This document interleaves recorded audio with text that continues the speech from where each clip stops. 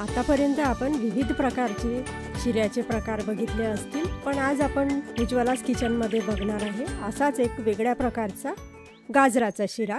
तर आता मी घेतलेला आहे अर्धा कप तूप आणि अर्धा कप तूप गरम झाल्यावर यामध्ये अर्धा कप रवा चांगला असा भाजून घ्यायचा फुलेपर्यंत आणि अर्ध्या कप रव्यासाठी 1.5 कप दूध गरम करून घ्यायचं।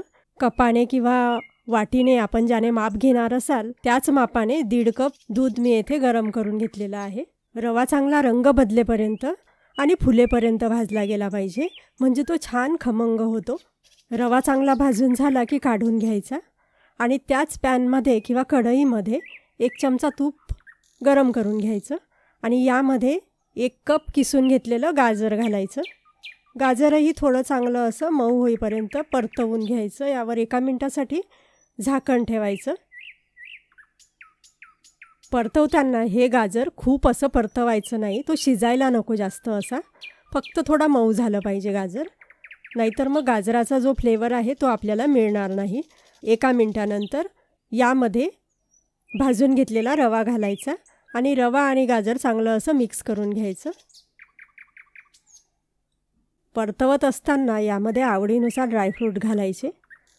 ड्रायफ्रूट जरा जास्त घालायचे म्हणजे छान लागतात। ड्रायफ्रूटही यामध्ये परतवून घ्यायचे थोडा वेळ। चांगलं असं मिक्स करून झालं की यामध्ये गरम करून घेतलेलं दूध घालायचं आणि चांगलं ढवळत राहायचं। जेवढा रवा घेतला असेल तेवढीच साखर घालायची। तर अर्धा कप रवा घेतला होता, अर्धा कप साखर घालते आणि चांगलं मिक्स करून घ्यायचं। यामध्ये वेलची पूड घालायची 1/2 चमचा। चांगलं असं हे मिश्रण मिक्स करून घ्यायचं आणि जस्ट अर्धा मिनिटासाठी यावर झाकण ठेवून चांगली अशी वाफ काढून घ्यायची आणि आपल्याला बघता येईल अर्ध्या मिनिटानंतर गाजराचा शिरा छान बनून तयार झालेला आहे आणि शिरा बनवताना थोडा लुसलुशीत असला तर मस्त चव येते।